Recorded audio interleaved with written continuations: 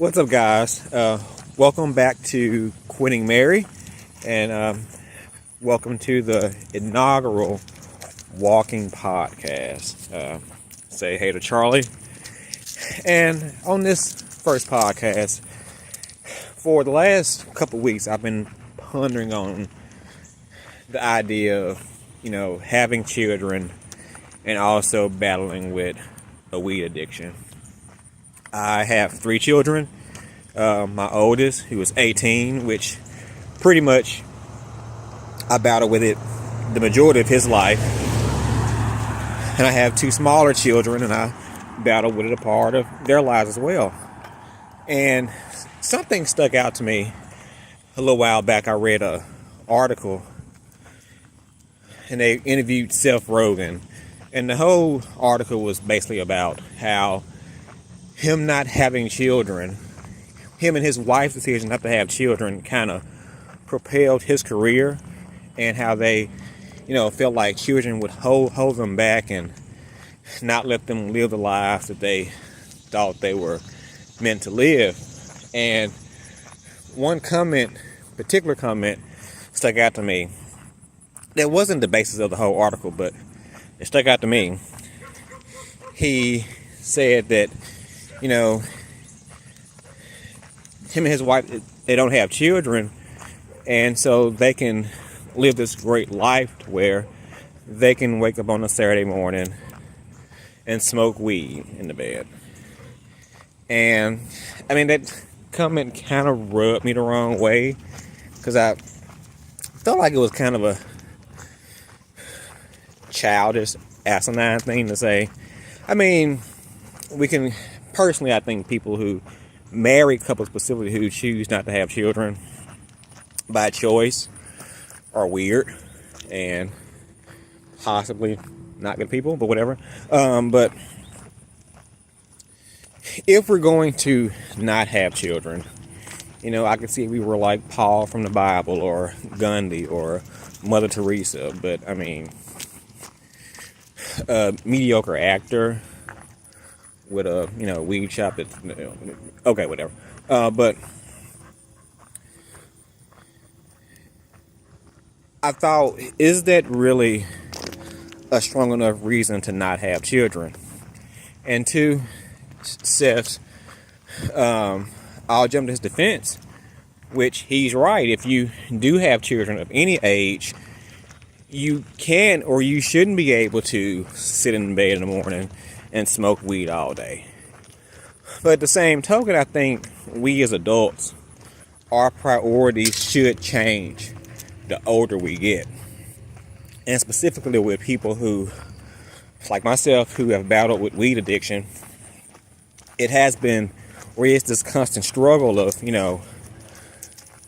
will this actually play into their lives? Is this affecting them? Is this benefiting them or not benefiting them? And what role does it play in their lives? And I will say it does affect them from and from different perspectives.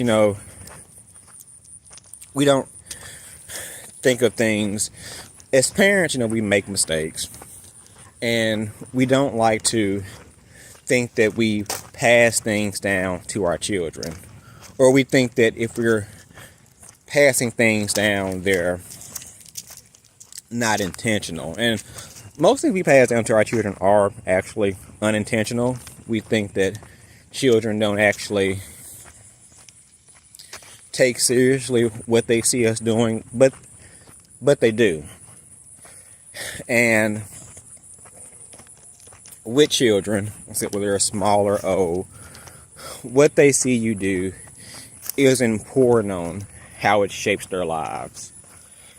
I do think if you are battling with a weed addiction, it should stop. Once you have children, a lot of things have to stop when you have children. And we can say that, some people have to smoke because they have health problems, or they have anxiety problems, or yada, yada, yada, blah, blah, blah. Most of us smoke weed to get high. We've been smoking it for a while. We've been smoking it since our 20s, our teens, whatever. Makes us feel good, makes us laugh, makes us enjoy food, takes us out of this constant life cycle. But these reasons are not great enough to continue to use when you do have children. First of all, children take up all your time. You shouldn't have time. And like Seth said, you not having kids allows you to be able to smoke weed all day. But is that a reason? And I will say to Seth's defense also, I mean, he pretty much has made a career off of being defined by weed, from his movies to, I think he has some investments in weed shops and everything. So to his defense, maybe him smoking and having children works for him, which I still think that's a sucky reason not to have children, but whatever. But for the average person who we have regular jobs, we're not actors, we're not starring in movies about weed, it's not beneficial for us to continue this habit or to have time to even do it. If you're, again, I've said in past videos, and I'll say again probably in numerous other videos, I'm not bashing marijuana. I'm not like nobody should ever smoke weed. I still believe there's nothing wrong with smoking a joint every now and then for your birthday, special occasions, just to let loose, just like having a drink. I'm not gonna sit here and bash weed. But if you're watching this video, and I think he's for the poop. Sorry, guys. If you're watching this video here, please, guys, always. Sorry. Okay, guys, we're back. Sorry about that. Guys, when you're walking your dogs, carry poop bags out. Time and time again, see a lot of poop laying around and loathe people. I was once one who perhaps didn't always carry my bags till my wife made me, and I now loathe people who don't pick their dog shit up. Anyway, okay. So once we do have children, which I think if you're married, if you're able, I think most people who choose to get married should aim to have children. Not saying some people don't struggle. I understand these things. But I think for most married couples, children would be the ultimate goal. And I think once you do have children, we have to learn to put ourself aside. We allow parts of ourselves. Some parts should die. Some parts should maybe die, but should be very limited. And something like smoking weed should be one of them. Kids are a product of what they see. Myself personally, I'm not a fan of blaming anybody, including parents, for what we choose to do as adults. I think once you pass the age of 18 and you're out on your own, or 21, whenever you're an official adult, although a lot of our parents' decisions do shape how we feel, what we do, but the great thing about adulthood is you can choose to change that. So I myself, personally, my mother has always smoked weed. She still smokes weed. I have quit. She has not. I do think a part of my starting to smoke marijuana at the age of 16 was shaped by me seeing her smoke. Me not thinking it was such a taboo or a bad thing, because mom has always smoked weed. And I don't think, and maybe I don't know if she has took time to actually think, okay, what I've done has influenced my child, and I don't want to follow the same path as she did, and even with whether it's a small child who don't really know, and I think we play down small children and we'll say, oh, they don't know what I'm doing, or they're little, I can kind of do that, and they don't know. Believe me, little kids, they're quite smart. If you continue to do it, they will know. And also for my older child, you have to be real careful with them, because they are at an age where they understand what's going on. So if you're 16-year-old, 17-year-old, 18-year-old, I'll go 12-year-old on up, see mom and dad smoking, what's going to prevent them from, thinking it's a bad thing? So I think we should be more careful of our habits, of our vices, and realizing that they can have a great effect on how our children chooses to perceive these things. Also, I do think, back to him saying, I can, why have kids? I can just smoke all day. And like I said, if you have kids, you shouldn't, or you probably can't smoke all day. But I also think at the same token, kids should change us for the better. It should make us want to be a better individual. And like I said, I have smoked during my children's lives. So I'm not saying the moment I had a child, I'm like, oh, I put down a blunt. I never have. But it was continuous, and sometimes, some periods more than others, continuous thoughts that came to my head, what if I'm contributing to them picking up advice, them falling into a similar pattern of substance abuse like I did by seeing my own mother. But I think children do and should allow us to become better people. It should prompt us to make a change, to do better things with our life. Because, ultimately, we can say, like I said, I'm smoked for almost 20 years. I'm very aware of the effects, the feelings of weed. I loved it. But it's just not beneficial. It doesn't bring you anything fruitful. It's not healthy.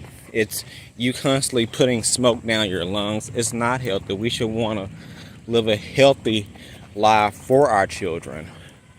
Mentally, physically, spiritually, all these things go hand in hand.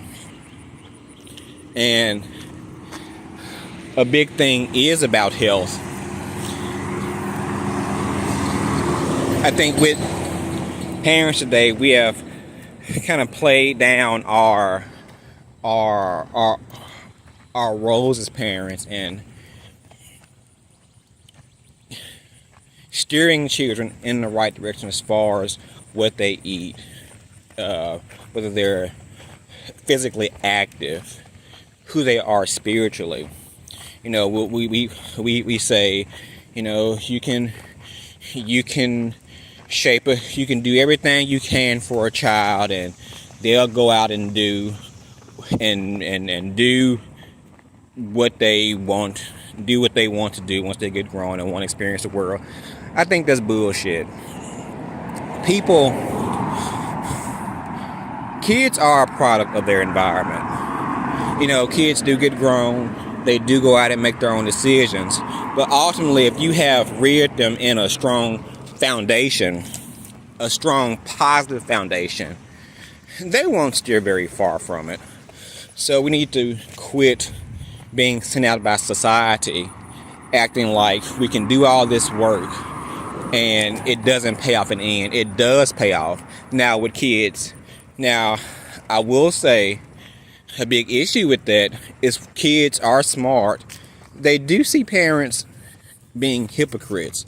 So if you're saying don't smoke, don't do this, don't eat that, don't do this, but then you're outside on the porch coughing up a lung, smoking a joint, are you really leading by example?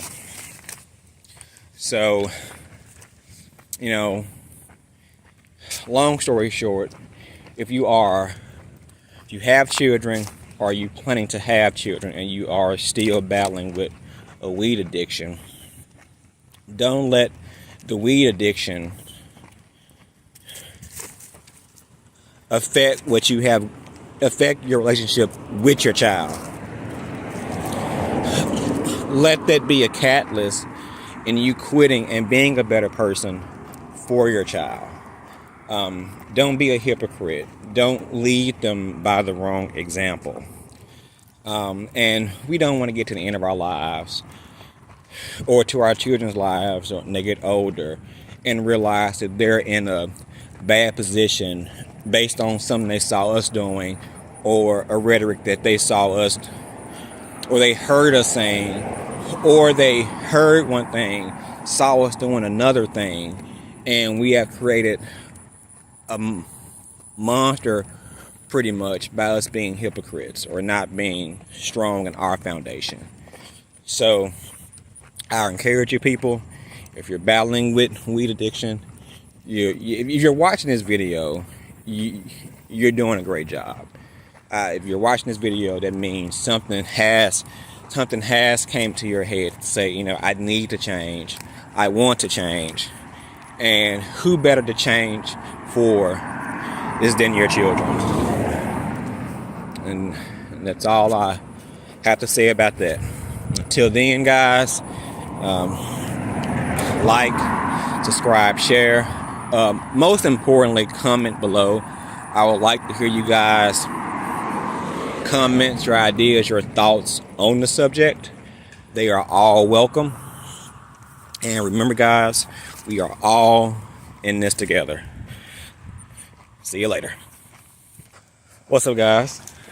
Welcome back to the Walking Podcast. It's me, Chaz. It's Charlie. So today I want to discuss with you guys how I quit, why I quit smoking weed. I'm going to try to make this brief and not ramble. But, okay, I started smoking when I was about 16 years old. Actually, the day I turned 16. My best friend, he was like, we were going to a football game, and he was like, I'd have a blunt. Do you smoke?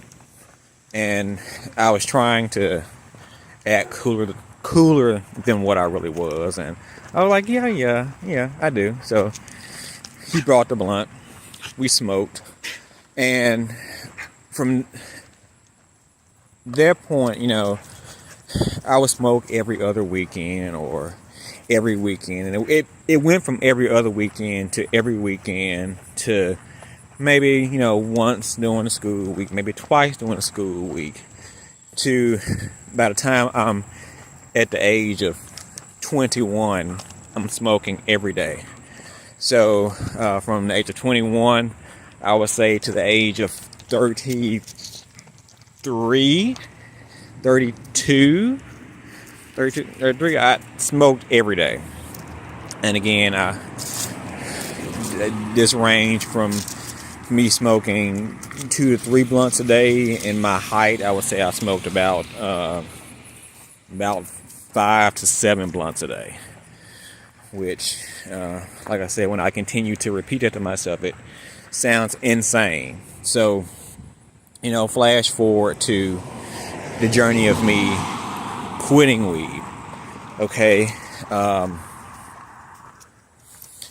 around the age of 33, actually before then, I'm going to say at the age of 30, I'm actually really 28, 29, I discovered biblical concepts that shaped my life.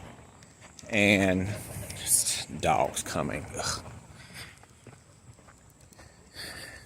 So I reshaped my life to form kind of around the Bible.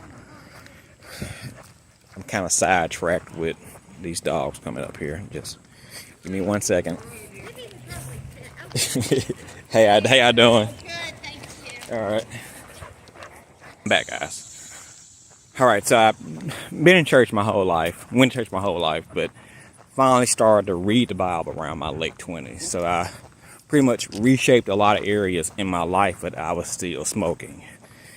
Although it became it became more and more of an issue within myself that I was smoking. I felt like a hypocrite.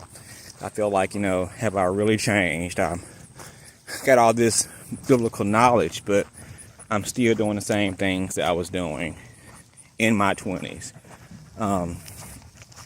But I made a decision one day that, okay, I'm gonna attempt to stop weed, because in the thumbnail I'm not a fan of the cold turkey, quitting going cold turkey.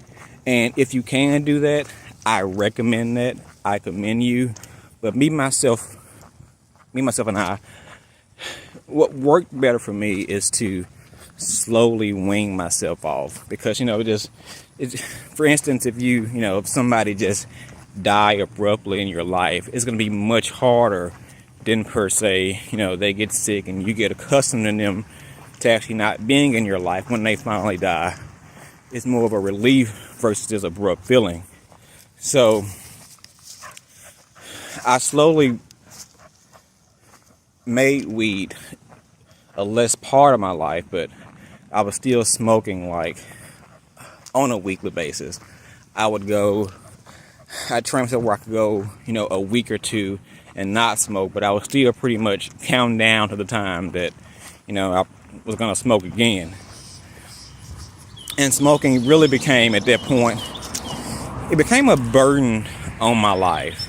I began, versus it was this, thing that my friends did. And then basically everybody close in my life partake with me until it became pretty much this secret thing. So, it wasn't this, I'm so sick of this dog doing this. Like, excuse me, guys. Do you think it's time for you to quit cannabis? Well, I encourage you to make that transition to a new life, free from the chains of weed addiction. It's up to you to make that change, but sometimes we may need a little guided help. So I created a 30-day guided journal to quit cannabis. This journal helps you go through a 30-day process to create a new life. I am a strong believer of people helping themselves, but without being told what to do like a child. But we do need to be steered in the right direction sometimes. Each day focuses on a thought or idea for that day and prompts you to write down your own thoughts and your own reasons. This will help you understand yourself and your addiction. By the end of the 30 days, you will see a clear path on how to create a new life of marijuana sobriety. If you need the motivation to take control like I did, please visit Amazon to purchase the 30-day guided journal to quit cannabis. Your future self will thank you. We are back again, guys. All right, so yeah, it became this burden. Instead of this, thing that relaxed my mind, it was taking far more stress to actually smoke. Also, I began to hide it from my wife. And if you get to a point where you have to hide things from your spouse, you probably should stop doing it. So it became where, I was trying to hide things from her. I'm sneaking outside. I'm smoking.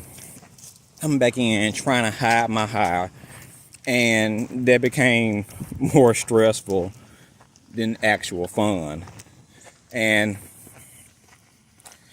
although I would go through these constant mental battles of, I've came so far, I smoke, one blunt per week. But at the same time, it still was consistent in my life. And while I do recommend the idea of winging yourself off, you really can't stay in the same you can't continue to do the same thing for a long period of time, because you will continue to go back. If you take a month or two and get used to smoking one blunt, eventually you will stop. You will say, okay, well, I'm stressed today, so, let me smoke. I can smoke today. I'm going to smoke in a couple of days anyway, so let me just, smoke now. And before you know it, you're back smoking 1, 2, 3 blunts per week. So I do not recommend you actually staying in one transition for a long period of time, constantly working towards when you're taking it out of your life more and more until it is no more. Also, I was a firm believer that, I could smoke weed, and I wasn't like a couch potato. I can smoke and go to work and do the things and take care of the children and work and do all these things, and people don't know I'm high. And it really didn't take me to actually quit altogether to realize that, although I wasn't a couch potato, weed did allow me to stagnate in life. A lot of times smoking cures your anxiety.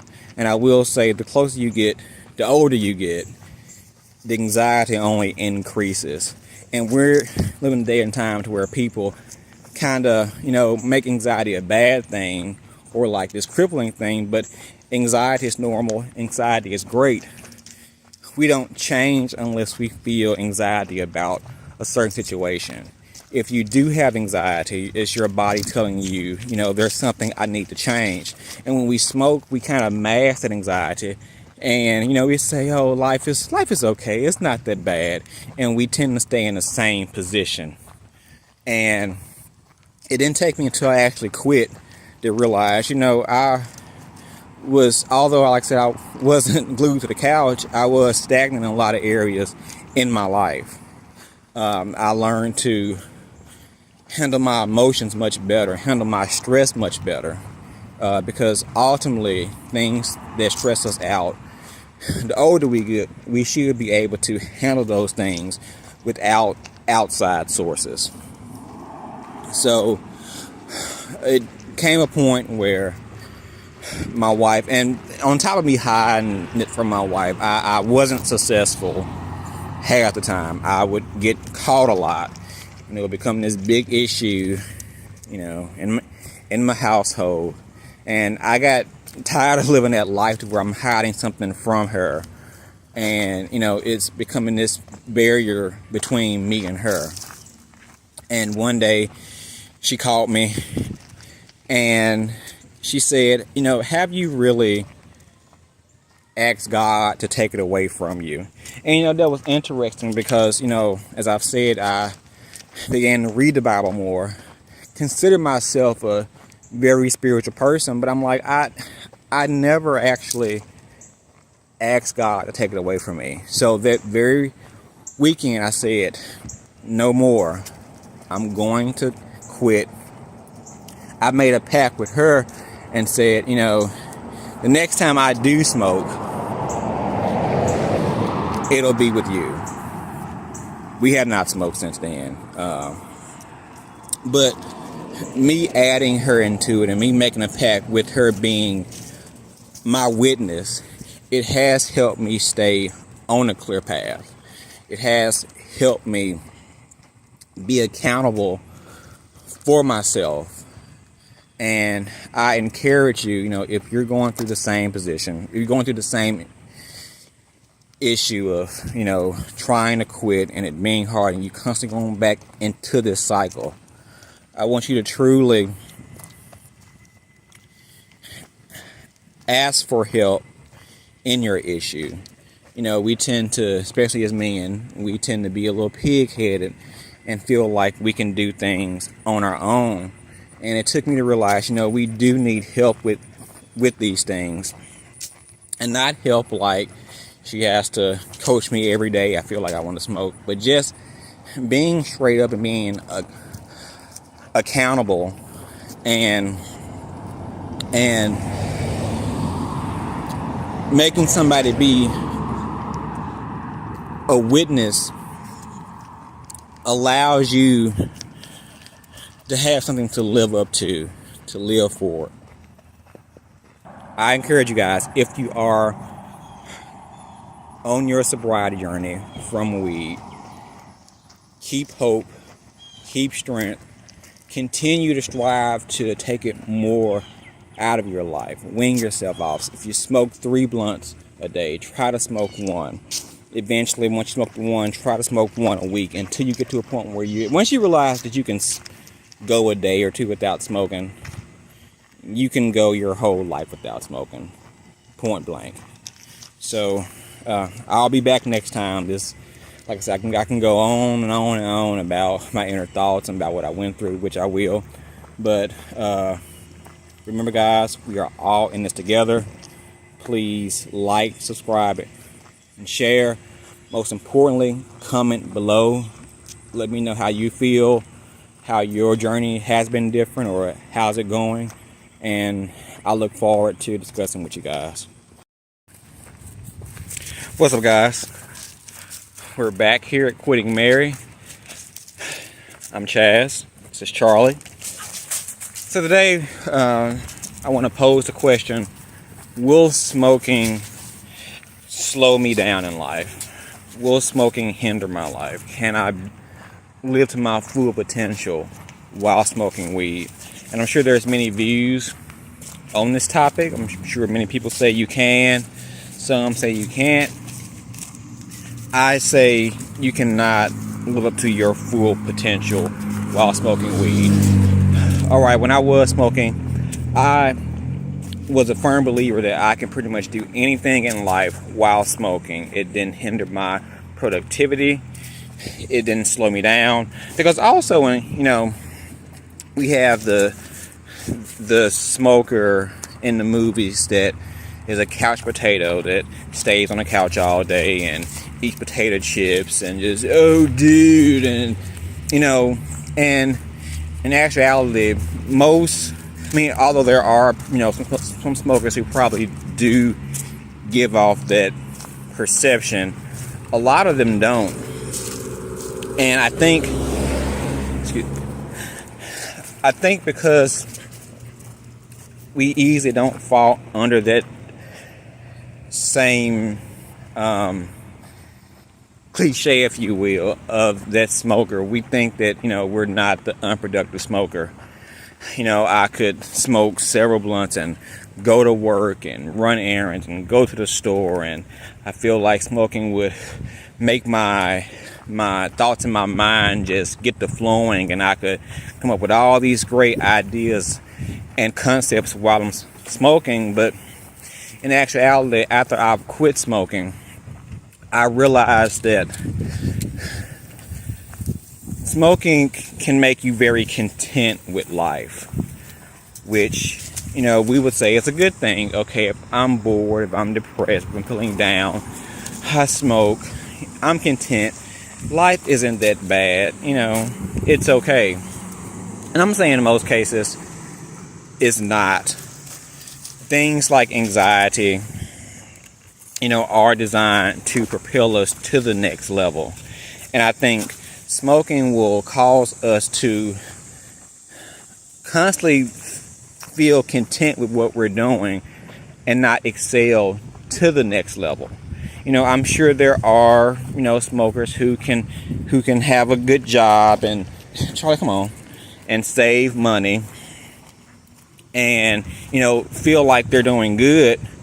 But, if you can do all that while smoking, think what you could do if you weren't smoking. Think of the money that you could save. Think of what much more you can get done. And I challenge you, if you are Charlie kills me. If you are a smoker that feels like, it's not hindering my life, I can do everything and still smoke, I challenge you to be even a better version of that person. Because when we do quit smoking, it's not just a simple thing of just quitting weed and just quitting a part of our life. It's the idea of optimizing our life. We don't want to just quit weed and just life stay the same. Quit weed, replace it with something else. Become a better person. Sorry, guys. When I quit smoking, so many other areas of my life just naturally got better. I've been on a budgeting journey for the past, I'm say 2 to 3 years.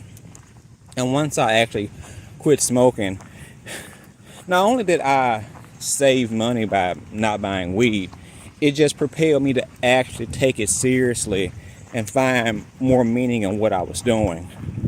I started to take my health a lot more seriously. I started to actually tap into my creativity that I kind of had put on the back burner. And I was a person who would say that, once you smoke it, gives you a lot of thought-provoking ideas and get your creative juices flowing. But actually it just, have you think a lot and just you don't actually pursue any of those thoughts. But in my sober mind, I learned to allow the best things to actually permeate in my head. And I had more of an initiative to actually pursue them versus just thinking about them and just, coming in my mind and pretty much just a wasted thought. It's not about so much weed like slowing you down, making you like a slug, although it can do that as well. But it's more so how it just makes you very content with where you are in life. And not saying we should just walk around being this uncontent, depressed, what was my life could be better type person. But we should be always striving to be a better person. We can always be better. And for people who, do smoke and say, I can, do whatever and I can achieve my goals while I still smoke, you can always be better. If you're pretty good at what you do while you are smoking, you can be excellent if you didn't smoke. So just because you can manage life while you are smoking does not mean you can't get better. And I really did not realize that until I stopped smoking. And I've never had more drive, more natural initiative in my life than now that I do have a free and clear mind. Again, I say we live in a society where the word anxiety is a bad thing. First of all, I hate the word anxiety. I hate the idea that we live in a society where they use anxiety as like it's this special disease. Like anxiety is not something like air. Everybody has anxiety. I mean, although there are some people who may have extreme anxiety issues, but I think on average people just go through normal anxiety and want to classify it as this special case or as a negative thing. Anxiety is good. It's your body letting you know that you do need change. You need to progress in certain areas so you don't have that same anxiety in that same area. And again, I preach to you, smoking just makes you content. It makes you okay with where you are in life.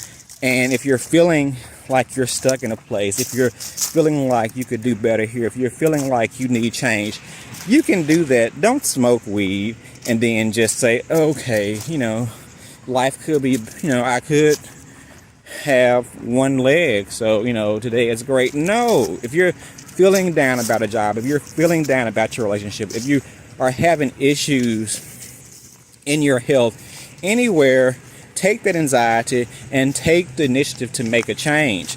Smoking will just allow you to actually be content with where you are and not make a move forward to a better life. So again, when we think of smoking slowing you down in life, just because again you're not glued to a couch doesn't mean it can't slow your mind. Just because you can smoke and still have a career or relationship that you think is successful, who says it can't be better? There's always room for improvement. There's always room for change. None of us are perfect. And we shouldn't just bask in where we are for a long period of time and not aim for a better life. So if you're looking at, if you're looking at your journey and says, oh, when I quit smoking, life is going to suck and it's going to be boring, I'm going to be depressed, what if I get anxious, and what am I going to do about it? You're going to have anxiety.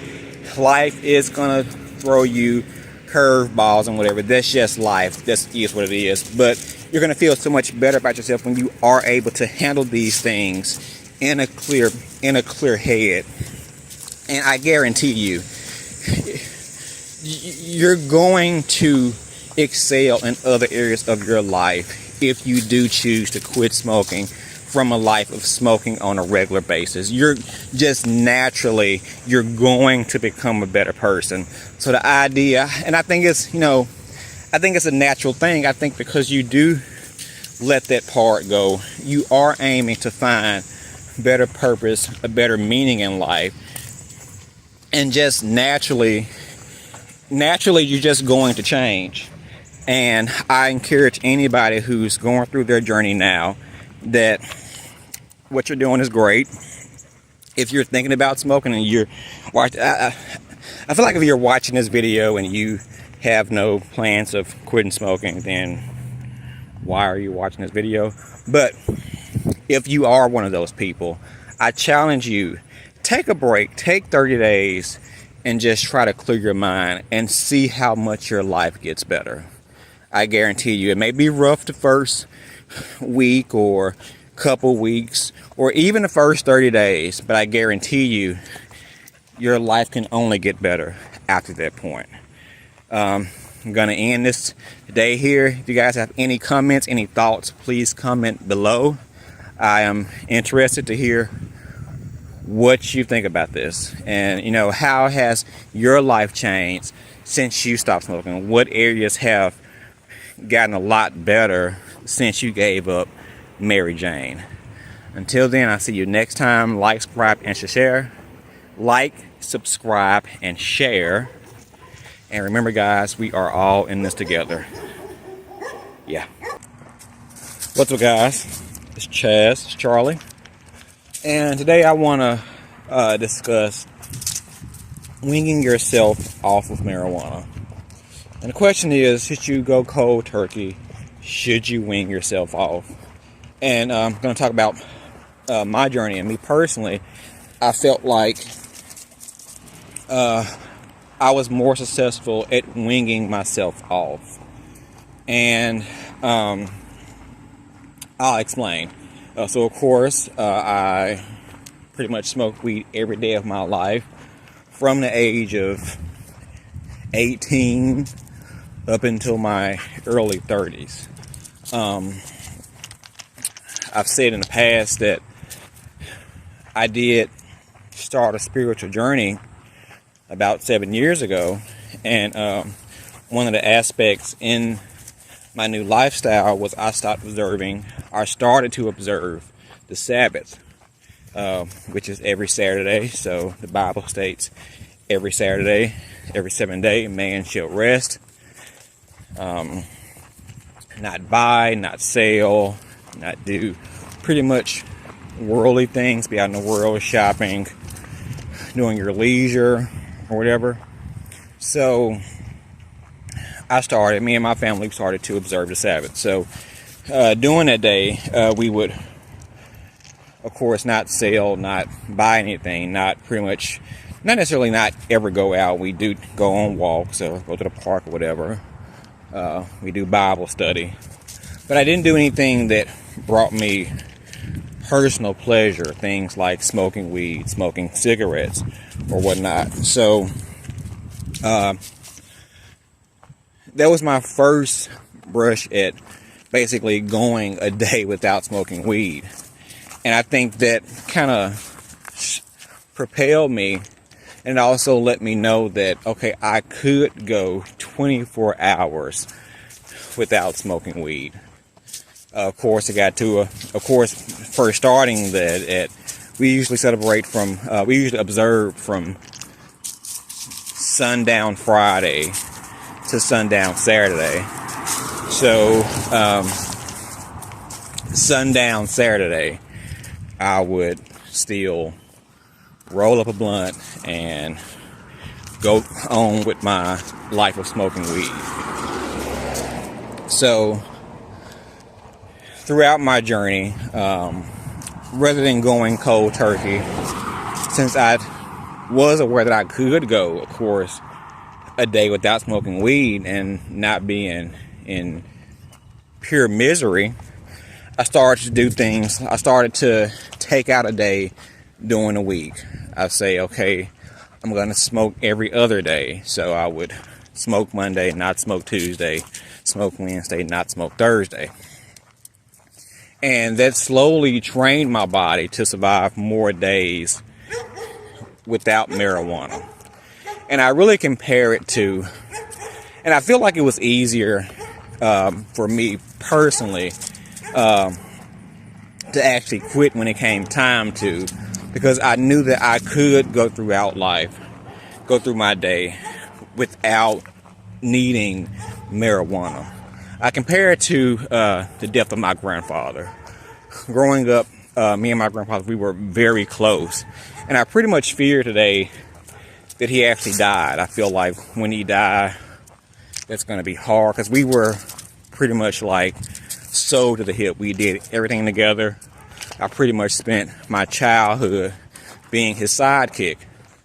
So I'm like, when he actually died, I don't know how, like, life is gonna pretty much suck. But towards the end of his life, so the last 6 months of his life, he got real ill. He had a bout with dialysis for about 10 years before his death, but he was still pretty much his normal self. But the last 6 months, he ended up having a stroke. So for about 6 months, and I would say 3 months in particular, he wasn't himself. Of course, he couldn't communicate well. He couldn't drive. He pretty much was just there. I got used to him not being there. That makes any, he was there, he wasn't there. So when he did finally pass away, it was a relief, and more importantly, it wasn't as hard as I thought it would be, because my life, I got accustomed to my life being without him, not being around him during the day's time, not having that normal day-to-day, minute by minute, hour by hour interaction.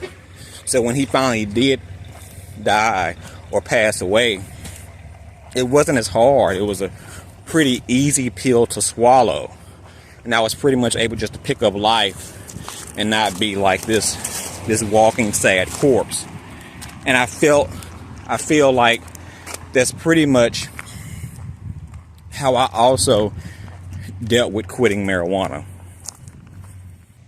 Not only did I wean myself off and take days off from smoking, I smoked far less. Whereas I was smoking in my height anywhere from 3 to 6 blunts per day. And I got down to either smoking a blunt or half a blunt in a day's time, on top of laying some days completely off. So I built basically my tolerance back up to survive on my own, to not actually depend on weed. And also a big part of me about quitting, I figured how it would affect my appetite with food. I pretty much started to link my hunger and me eating with smoking. I didn't want to eat until I smoked, which is a topic within itself. But that was a big issue with me, feeling like, okay, when I finally do stop smoking weed, I'm not going to enjoy food. But spoiler, if you go about 2-3 weeks without smoking, your taste buds, your appetite will kind of rejuvenate itself and get back to normal. But I got used to living a sober life, and it was clear to me that I can go day to day without actually smoking. And I think that's important. A lot of times when we get so accustomed to smoking weed, we feel like we need it, and it's all a mental thing. Unlike things like hard drugs and even alcohol, these things tend to come physically addictive. The good thing about weed is when you do, no matter how much you smoke, no matter how much is a part of your life, it's all mental. It's not a physical thing. So it's really about psyching yourself out with knowing you can go day to day and handle your own anxiety and not depend on weed as a crutch. And a big realization when I was winging myself off, I realized that my days when I smoked and days when I didn't smoke, they weren't very much different. It's not like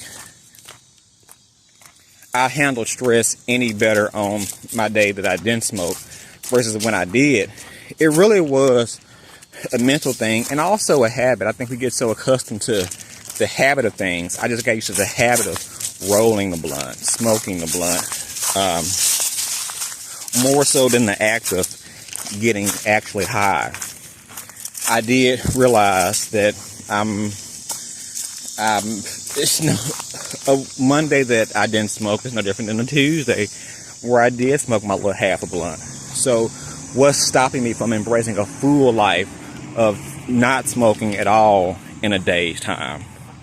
And I think it's important that we realize that we can mentally do this. And I think the hard thing about marijuana specifically is, it's a drug that you don't necessarily destroy your life. It's not like, again, hard drugs or alcohol where it starts to really affect other people, really affect your health, become a visible thing that's kind of an issue.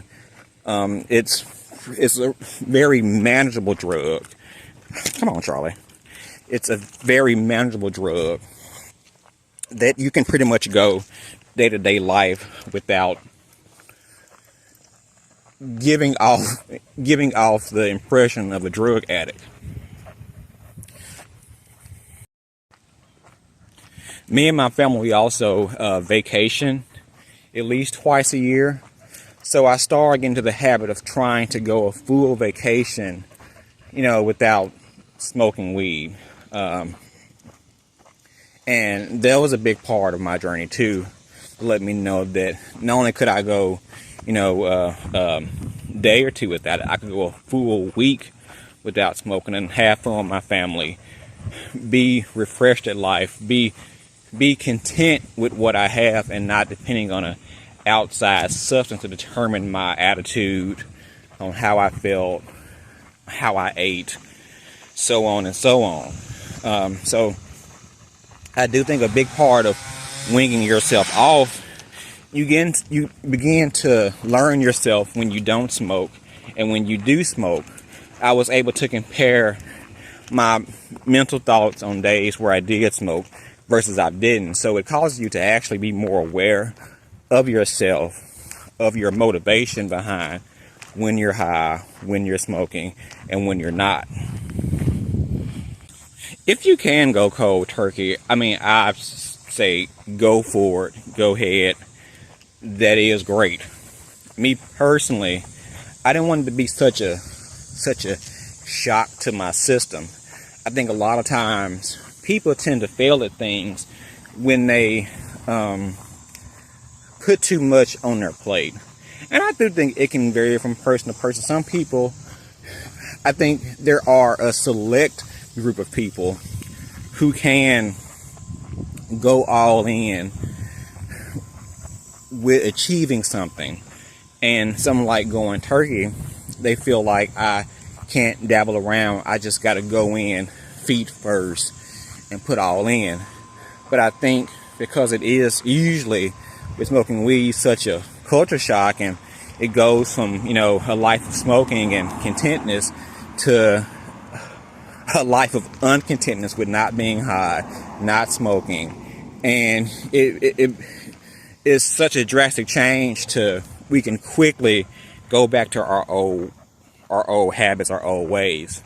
So I do think going cold turkey, it really increases the chance of you actually going back versus when you do slowly wing yourself off and then you make the decision to quit, it's a much easier transition. And once you finally do make that change, it's easier for you to stay in that change, because you do have proof, you do have evidence that you can survive without smoking weed.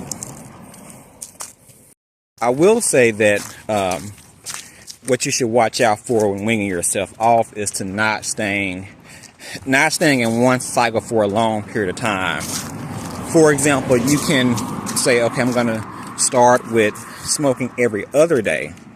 Okay, if you go, let's say, a month or two and continue to just go with that every other day cycle, your body will get used to smoking every other day.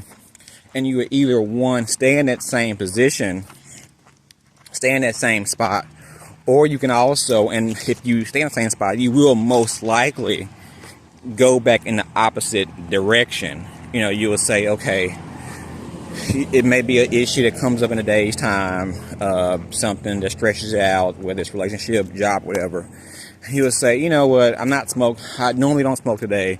I'm smoking tomorrow. What's the big deal? I have some weed back there. Let me just smoke a little piece. And I think that is it. Doing that repeatedly will cause you to go back to smoking almost every day. There were points in my journey where, you know, I got kind of stuck in one spot, and before I knew it, I was slowly back smoking more than I was during the previous month. So even with weaning yourself off, there should still be a constant going forward of weaning yourself off more and more, month by month, week by week, until you have to get to a point where you say, okay, I know for a fact I can survive without weed. I'm stopping at this point from now on. I did get tired of the cycle when I did wing myself. I was swinging myself off, but I still felt like it was still a part of my life, because, you know, I was still waiting for the next day or the next week when it was time to smoke again. I think the point of winging yourself off is to not shock your system when you finally do quit. But if you continue in that cycle of just cutting back, your system will get used to smoking every other day, every other week, and you will stay in that same cycle if you're not consistent on wanting to change.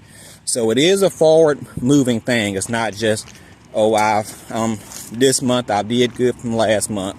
You know, I think we should acknowledge our accomplishments, acknowledge our progression, but not stay too long in it. Aim for more. If you say, okay, I'm going every other week, let me now aim for smoking once a week. Once you get to a once a week point, I do think you're at a point where you can say you can just quit altogether. So, I want you guys to let me know what you feel. Are you on your journey now? Do you feel like, you know, you're better at quitting, going cold turkey, or it will work better for you to wing yourself off? Please like, subscribe, share. Most importantly, comment below, because I want to hear what you guys feel, what your journey is, what you're going through, and which is better for you. Until next time, remember, guys, we are all in this together. Bye. What's up, guys? This is Chaz and Charlie. And today I want to talk about resisting the process. Okay, we live in a very microwave society. We want things to come fast. We have Instacart and Uber and fast internet and high speed this and quick that. We don't want to wait for anything. We don't want to go through a long process to achieve anything. And what I'm discussing today can not only pertain to weed use, but just really anything in life. Anything great in life really comes with the process. If it comes fast, we're not going to appreciate it. If it comes fast, it's probably not substantial. But we have gotten to a society where we want everything, but we don't want to actually put any time in to achieve it. And many times we feel like something may take a long time or it seems hard. We just resist it from the beginning. We don't even make an effort to make a start. I remember when I first was on my sobriety journey, I would briefly look up YouTube videos like I'm doing now on people who were trying to quit weed or who have quit weed. And I would watch probably like 1 or 2 minutes and then just turn the video off. My system was actually rejecting the process. I knew what I had to do and knew what it took, but I didn't actually want to actually start the actual process to achieve that. And like I said, with anything in life, if you want to be successful, if you want better things for yourself, it's going to be a process, and we should not resist it. And the big thing is making a start, actually committing to it, and taking that first step. And we should always have an end goal in mind, but we shouldn't just focus on that end goal. See, the issue with setting a goal, and we say, okay, I want, $1 million in 10 years. And if we start the process and just focus on that $10 million and not the actual day-to-day process of achieving that, we'll quickly get discouraged because it's taking too long. We're not, if you want to save $1 million, you have to start with saving $1, $2, $5, $20, $100. And after a time, we develop a skill to save money, to make money. But of course, that's not going to come overnight. And if we tend to go into anything in life that's going to take a long time and just focus on day to day, what can I do today to get me closer to my goal, it'll make the process go much smoother. And it will cause us to not resist the actual process. We'll begin to see those small wins from day to day, those small changes, and appreciate those, and that will propel us to go to the next day. And before we know it, we are, a week down, we're a month down, we're a year down, and before we know it, we have hit our goal. And again, like I said, it starts with us not resisting the process, but just committing to actually start. And again, we've been conditioned to actually not work hard at anything. Again, everything comes so quickly, and then we see things on TV, on social media, on YouTube, on TikTok, and all these things where we just think good things come overnight. And again, nothing comes overnight. One of the biggest terms I hate now is this thing called passive income. And it's the idea that you can do something simple and just continuously make money with no actual effort. When nothing in life is passive. It's a process that you must commit to. Now, after a while, things can become easier after you have achieved the actual goal at the end, but it takes the process to start, and it takes work. Nothing's going to happen overnight. And just like with marijuana use, weed addiction, you're not going to put the blunt down and okay, I'm not going to smoke ever again in life and I'm fine. No, it's going to take day to day work and week to week, month to month, until it becomes so easier till you can just passively not smoke weed. But again, we have to commit to the actual process, not resist it. In life, we should want hard things. We should want to do hard things that puts us in a higher position. When we smoke weed, we release these endorphins. We get these short-term responses without actually putting any work. We're releasing these endorphins without putting in any work. So we're getting high. We're feeling good.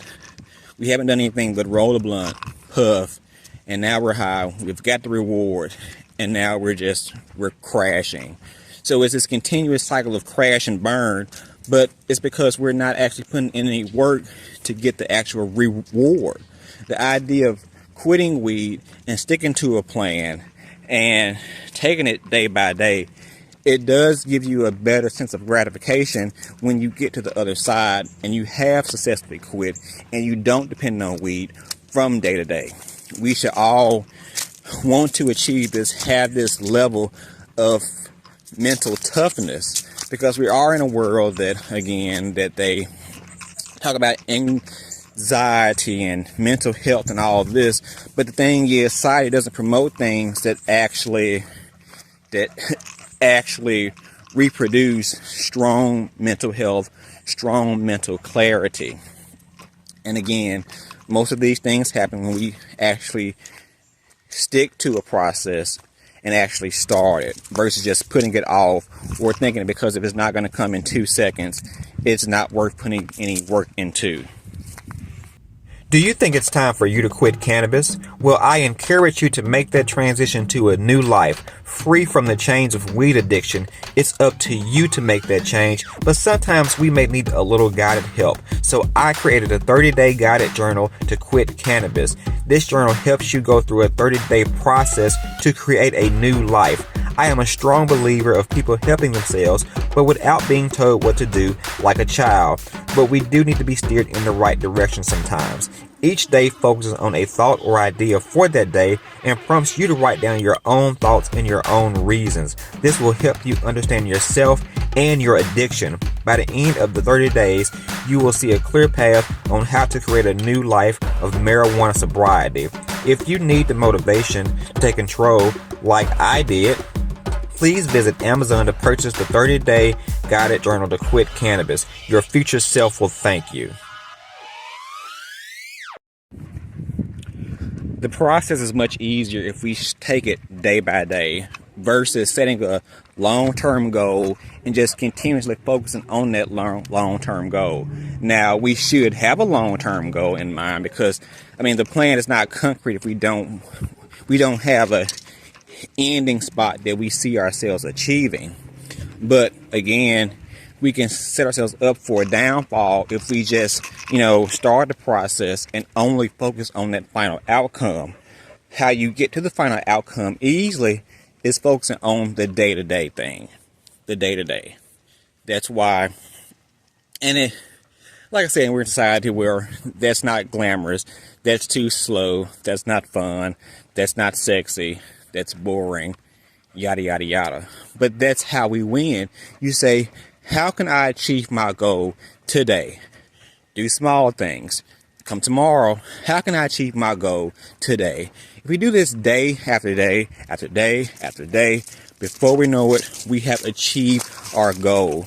And that's what makes you different than someone just saying, I want something, but not actually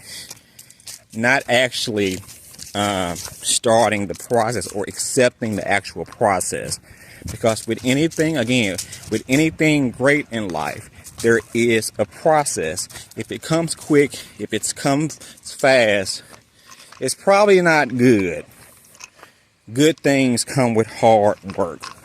I didn't just quit weed. I didn't decide one day to quit weed and I quit and never looked back. No, I started a process of winging myself off. I say, can I go today instead of smoking 3 blunts, smoking 1? Can I go today without smoking any blunts at all? And I would take it day by day.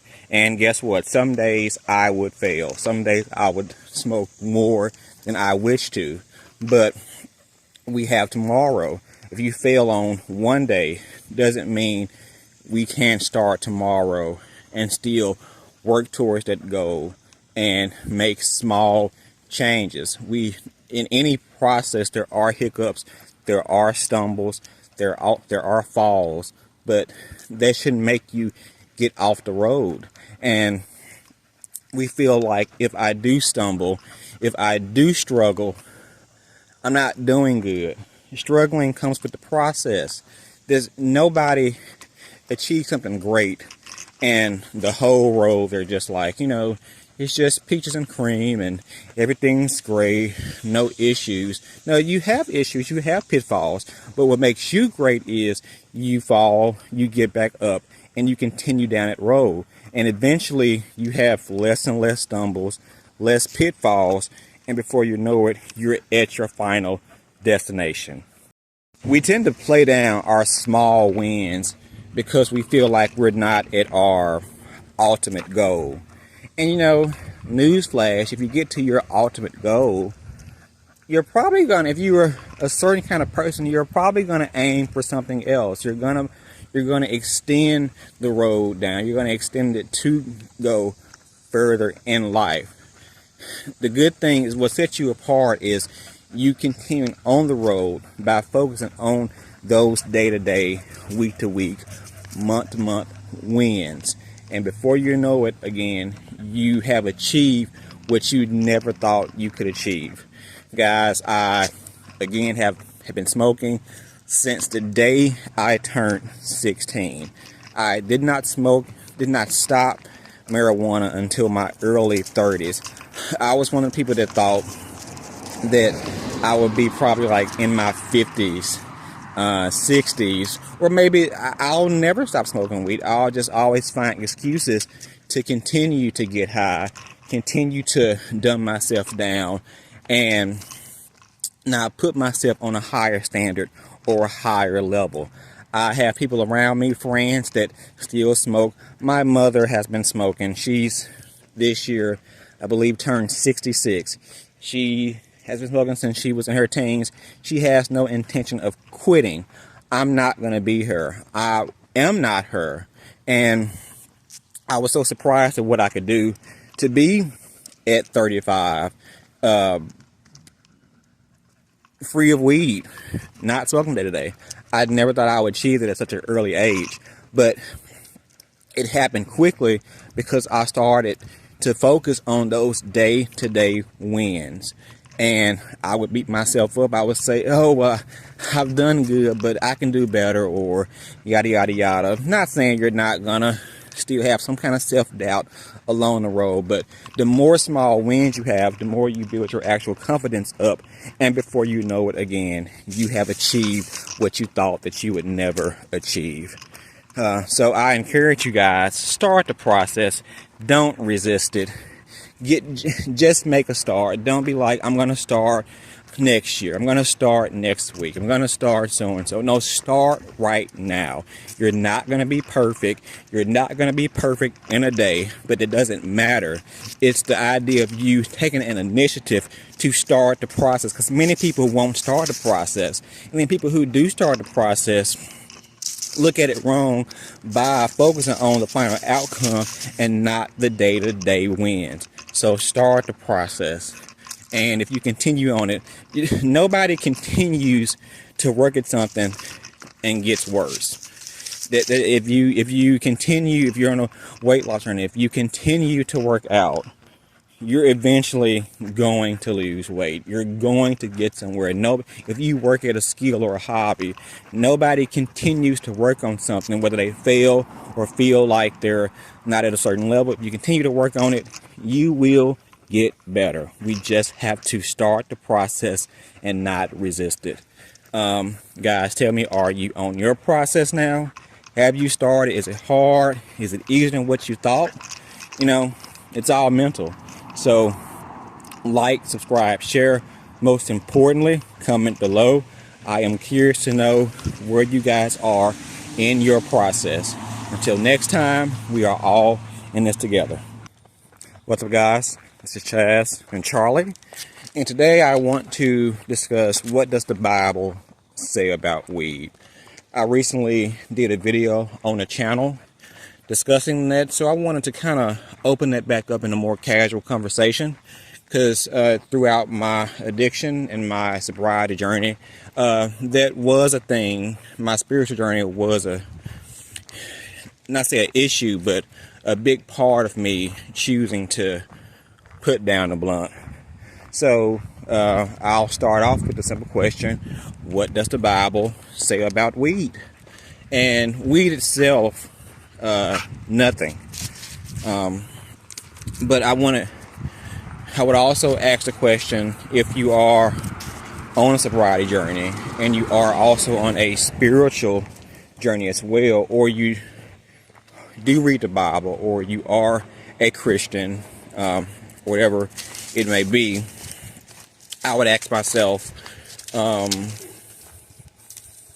much do you smoke? Because this may sound to some people like a contradiction to what I'm going to say, but I've said in that video, and I'll always say, I don't think you'll go to hell for smoking a joint. I don't think you'll go to hell for casually, and by casually I mean 1 to 3 times a year. No more than 3 times. I don't want to put a number on it, but so minimal that it's not like, oh, daily, weekly, or even monthly thing. Just something to let loose, to celebrate, like if you were to be a casual drinker. So I would ask myself, how much do I smoke? If you smoke, like I said, 1 to 3 times a year, just with friends, with your spouse, just something to let loose, I don't think it's an issue. If we smoke on a more consistent basis, like I did, daily, weekly, monthly. If you smoke monthly, you probably smoke daily. You probably smoke weekly. It's an issue. But is it an issue of my salvation or of my spiritual journey?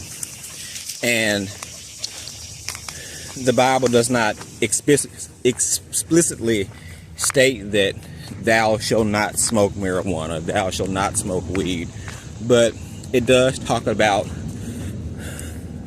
idol worship, and also with that, the overconsumption or drunkenness of something. Something like, and this channel is specifically dedicated to weed addiction. I think this can be applied to most drugs, even alcohol. But I personally speak to those who, also have a weed addiction, because when we look at something like drinking, I will confidently say the Bible does not speak against drinking. It's okay to have an occasional drink or occasional glass of wine. We are commanded to actually drink in celebratory feast according to Scripture in relation to the holy holidays. The Bible speaks against drunkenness. And what is drunkenness? If somebody is a drunk or alcoholic, if you overconsume, if you need it day to day, weekly, consistently in order to function with life, then you have an alcohol problem. The Bible definitely does speak against that. And I think you can use that same concept with marijuana. Although the Bible does not talk specifically about weed, if we apply that same idea of drunkenness to smoking weed, then the Bible does speak against that. Do you think it's time for you to quit cannabis? Well, I encourage you to make that transition to a new life, free from the chains of weed addiction. It's up to you to make that change, but sometimes we may need a little guided help. So I created a 30-day guided journal to quit cannabis. This journal helps you go through a 30-day process to create a new life. I am a strong believer of people helping themselves, but without being told what to do like a child. But we do need to be steered in the right direction sometimes. Each day focuses on a thought or idea for that day and prompts you to write down your own thoughts and your own reasons. This will help you understand yourself and your addiction. By the end of the 30 days, you will see a clear path on how to create a new life of marijuana sobriety. If you need the motivation to take control like I did, please visit Amazon to purchase the 30-day guided journal to quit cannabis. Your future self will thank you.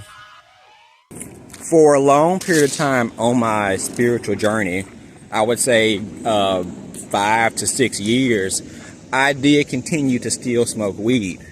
That also was also this consistent thought in my head of, have I really changed? It is an issue. Can I still, believe in the Bible, believe in God, but still smoke weed consistently, still depend on weed consistently? Not just the idea of smoking weed, but the idea of thinking I need weed in order to survive day by day.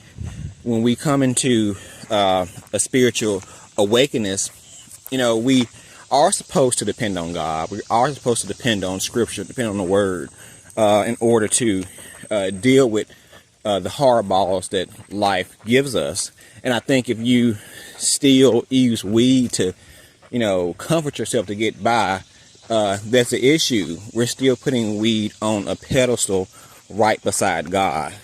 Again, I said the Bible does speak against idol worship.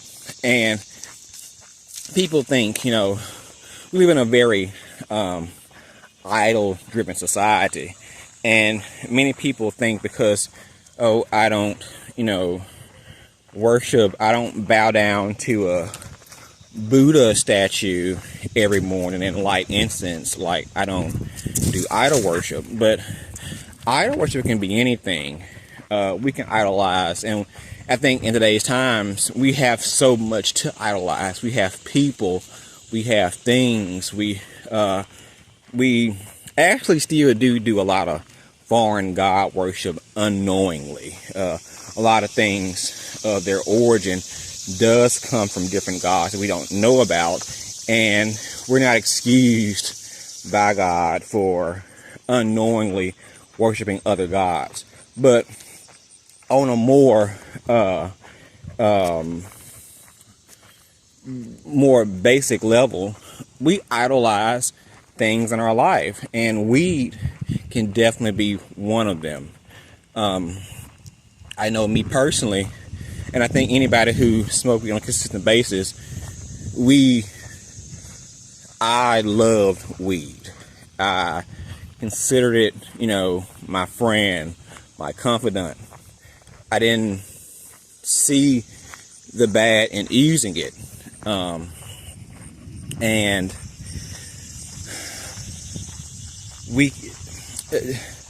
when you do have a weed addiction, because again, it's not as serious as hard drugs. It's not as serious as even alcohol. A lot of people can smoke weed from day to day.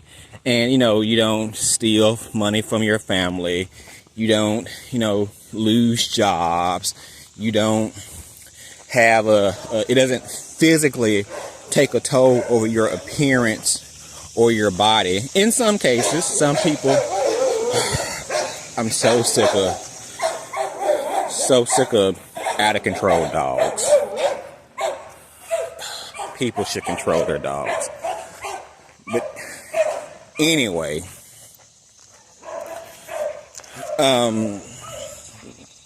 because weed the effects are not as apparent as alcohol and other drugs, we tend to kind of think of it as not a big deal. And I think, oh my God, I'm sick of dogs. We tend to think that it's not a big deal. And I think by playing that down, we're actually putting weed on a pedestal. We're actually uplifting it, saying, it's not a big deal that I smoke weed every day. It's not like alcohol. It's not like cocaine, or I'm not doing crack. I mean, I can smoke a joint and go to work every day. But I mean, there are such things as functional alcoholics, like there are functional weed heads. And just because you're functional doesn't mean it's still a good thing. So if we do read the Bible, I would ask myself, would God want me to smoke weed every day? Would God want me to depend on an outside substance to dictate my mood? Because if you smoke weed on a daily basis, weed does dictate your mood. If you don't have it, you're in a bad mood. Once we do get it, we feel like it levels us out, and it tends to lower our spiritual awakeness. And I know, like myself, I used to say when I smoke, it makes me think. I had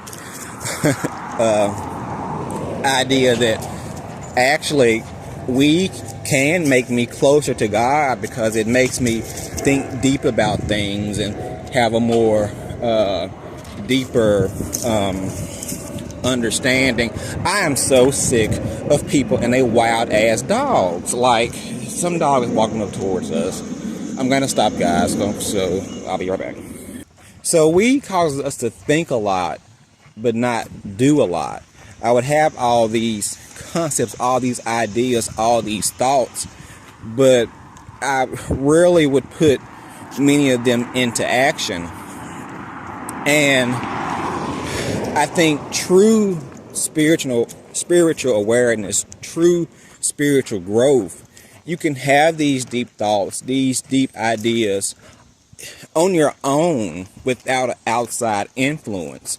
And I think what differs when you don't have that barrier of weed in your life, you have a clearer concept of these thoughts, because not all ideas you come up when you smoke are good. I mean, some of them may be deep, may be good, and some of them are stupid and just you're over analyzing what's going on around you. It's just a lot of deep thought about nothing. But when you have a clear mind, you are able to have more clear concepts, and you're able to actually put them into action, because they're not just something you're thinking about when you're intoxicated. So I would say, if you're on your spiritual journey, if you read the Bible and you're saying, should I quit weed? Should I quit weed? Yes, you should quit weed. Because if you're watching, especially watching this long, this far, you know you have an issue with smoking marijuana.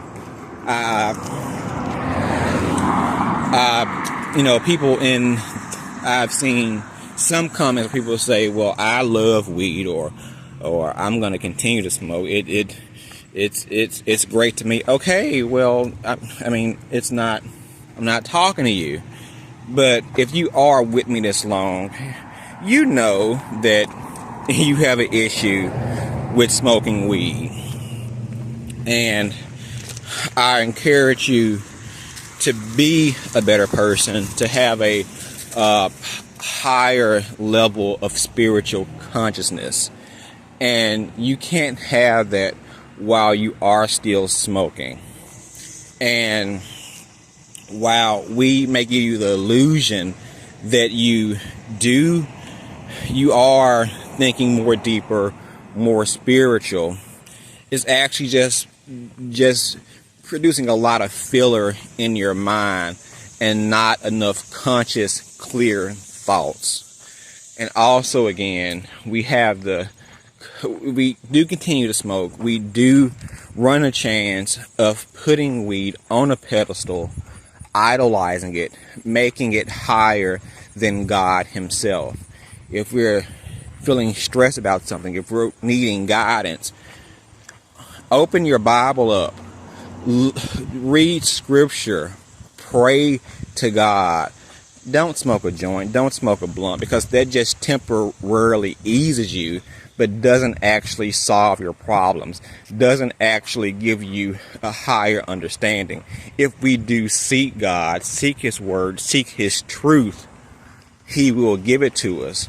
See, but weed makes us very stagnant in our life, makes us be comfortable where we are, and doesn't actually promote any change or any growth. So God does not want you to be a weed head. If you guys have different ideas, different thoughts about this, I would love to know them. This is a combo that can go on and on and on. So Guys, please like, subscribe, share. Most importantly, comment below. I am interested in hearing what you think. Until next time, we are all in this together. What's up, guys? Today I want to discuss briefly the rising cost of weed and how it can impact your pockets.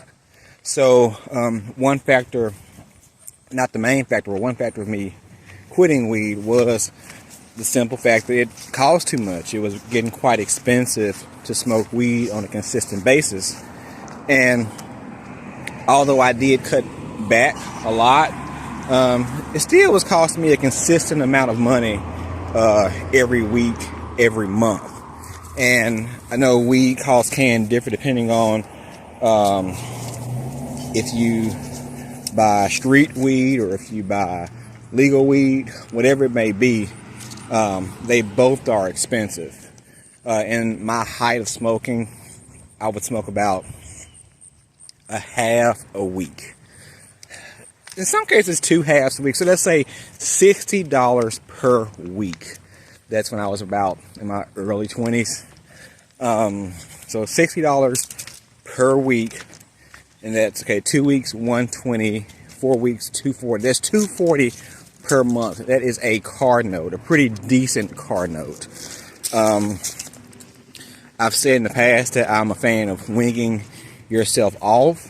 It makes the process easier. But even in that, I would say, okay, when I smoked the least, I would smoke about $20 every 2 weeks. But with that being said, that's still about $40 per month. And if you do that for a 5-10 year period, you're spending still thousands of dollars on just marijuana. That's not counting the cigars, that's not counting bongs, pipes, anything you need to actually smoke, depending on, again, whether you vape, whether you smoke blunts, joints, etc. So even though it's on the lower end of cost for drugs, it's still quite expensive. So we are in a time now where everything is rising in cost, from groceries to rent to utilities to everything around us.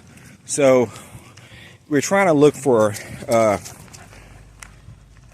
areas in our life that we can cut back, that we can save money, so we can save for the future.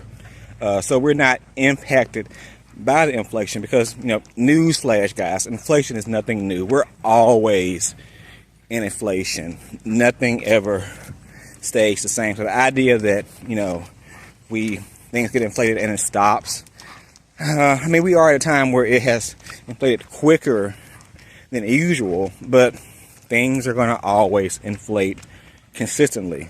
So we don't want to let inflation creep up at our door. We want to beat it to the punch. So things like saving your money, things like budgeting can help you not fall victim to things like rising costs or inflation. So let's say you spend, again, let's be generous and say $100 a week. And that can kind of differ depending on, like I said, whether you smoke street weed or legal weed. I know in legal states, legal weed is quite expensive. I know you're spending anywhere from $25 to $40 for a dime bag. So if you smoke legal weed, that's, I'm sure, pretty tough on your pockets. So let's say we spend, $100 a month. Okay, again, in a year's time, that's $1,200. Let's think of where we can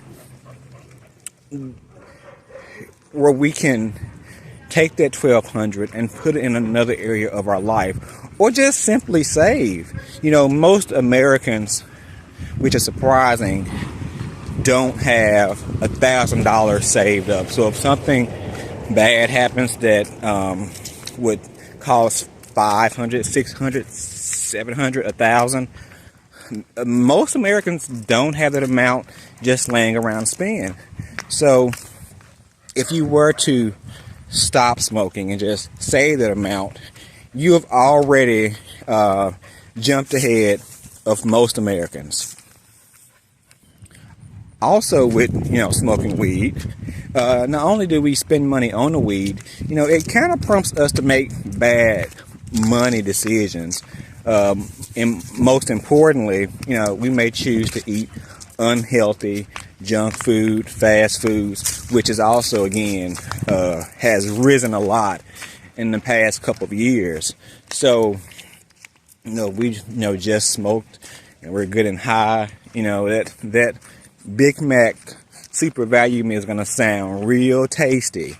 A nice, buffalo wing combo. It's gonna sound real tasty under the influence of weed. So we are more prone to make a decision to buy fast food when we are under the influence of weed. So by quitting weed, it's going to help us save some extra change in all areas of our life. And again, we should all be looking forward. Nobody's rich unless you are an NBA player, or even if you're real good with your money, you have saved up. There's nothing wrong with saving money, being smart with your money. And something like marijuana habit, where we're spending, like I said, $100 a month. And that's, again, on the lower end. I know people, if you do, like I said, stay in a legal state and you smoke every day, you're probably spending way more than that. At this point, weed almost costs as much as crack. So, again, we don't want to, just for the reason alone that it costs so much, there should be a good enough reason for us to quit. And after we have quit weed and we're saving money, we're actually killing two birds in one stone. And that will, prompt us to make better decisions in our life, in our lifestyle.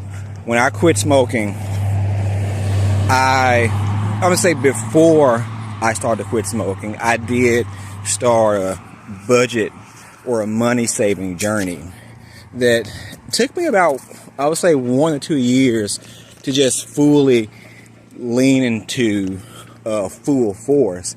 And it took me to actually quit until I actually fully embraced that lifestyle. And it wasn't a self-conscious thing to where, I'm going to quit weed, I'm going to save money, and those are linked together. Of course, I did want to save money, and quitting will help me save, but for some strange reason, it prompted me to actually just take advantage of all areas in my life. A big part of our budget goes, of course, to groceries in the grocery store. And managing a weekly budget on what we eat is one of the main factors of us saving money, besides things like rent and car notes, whatsoever. But once I quit smoking, I just leaned full force into saving money on a weekly grocery bill. And since then, I've become almost, not obsessed, but I'm more, it's more ingrained in me now to be on a consistent way of saving money, especially in the grocery store. And I did link me actually taking saving and budgeting seriously with me actually quitting weed. And also, if we save when we quit, and not just quit smoking and not replace it with something. If there's always something I'm sure that you want to tackle in your life. You have some kind of hobby, some kind of dream, something that you've been waiting to do that probably costs money to do, because a lot of things cost money. And let's take a year to save, and let's say you've saved 1,000, 1,500, 2,500, 3,000. You can put that extra money towards your dream, towards your passion, towards something that you always wanted to do. And you can just achieve it just like that, just by simply quitting weed. And again, we have killed two birds with one stone. We have freed our mind from the chains of marijuana. We have started a habit of saving our money. We are achieving something that we always wanted to do and didn't think it was possible. And that's a win-win-win for us in all three areas. So I encourage you, if you are thinking about quitting weed, or it's on your mind heavily, get out a piece of paper, write down how much you spend on weed on a weekly basis. Of course, multiply that by 4, take that amount, multiply it by 12.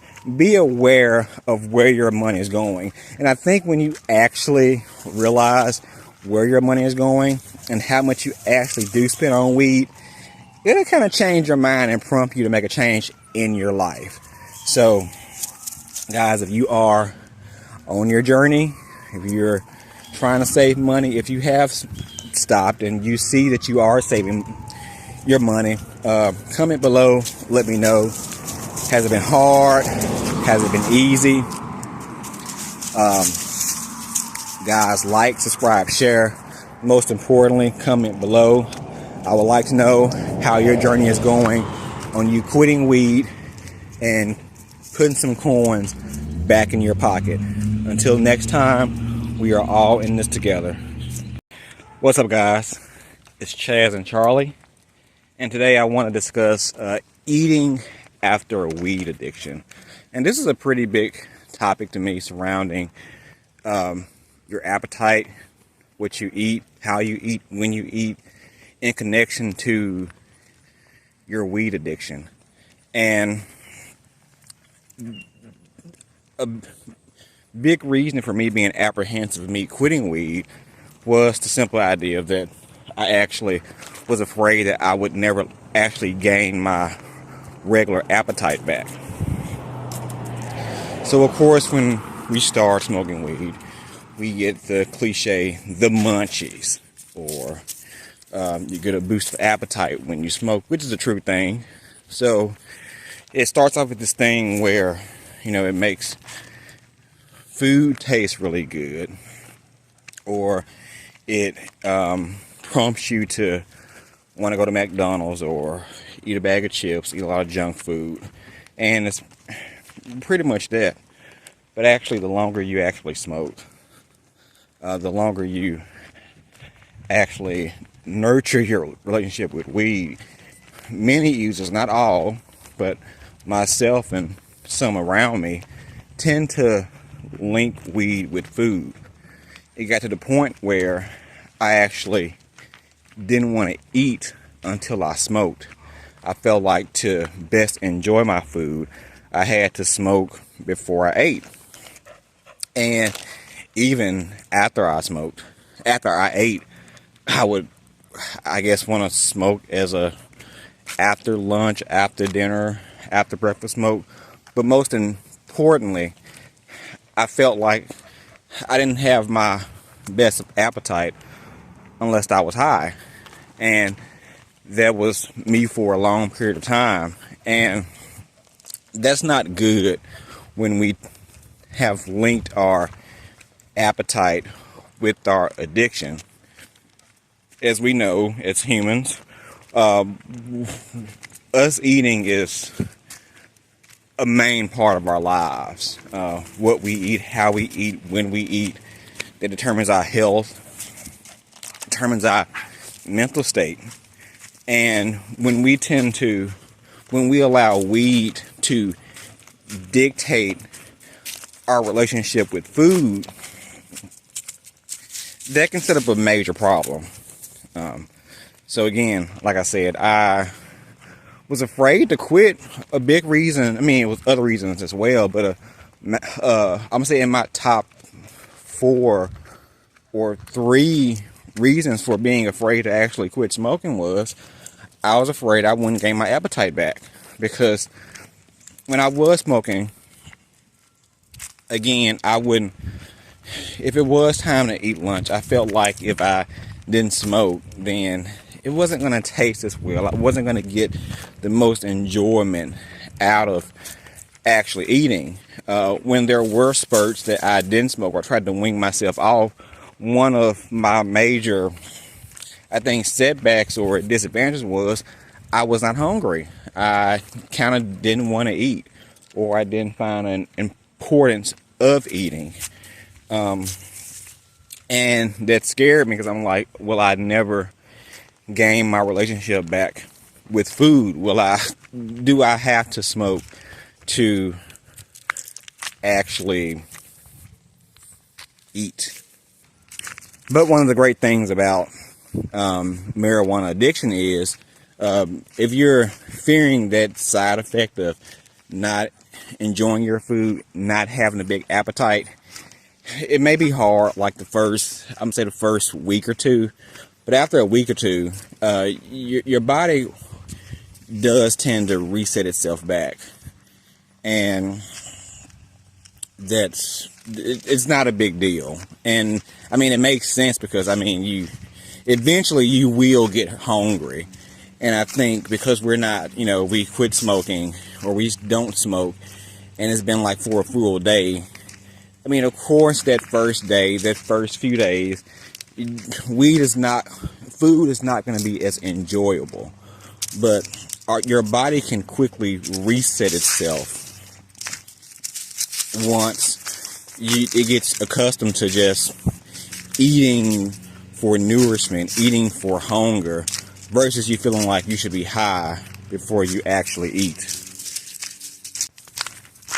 And also, not only does we dictate how we eat, when we eat, it also dictates what we eat.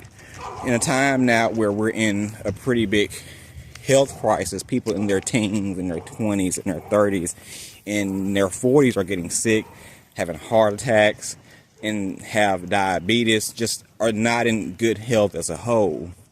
And it's crazy how we depend on the medical system, depend on doctors, but we don't link what we eat to our health. And again, not again, but this is not a health channel. I'm not here to say everybody should, eat health. And I think also people who smoke, not all eat unhealthy. There are some vegans who smoke weed, or people who actually pursue a more cleaner,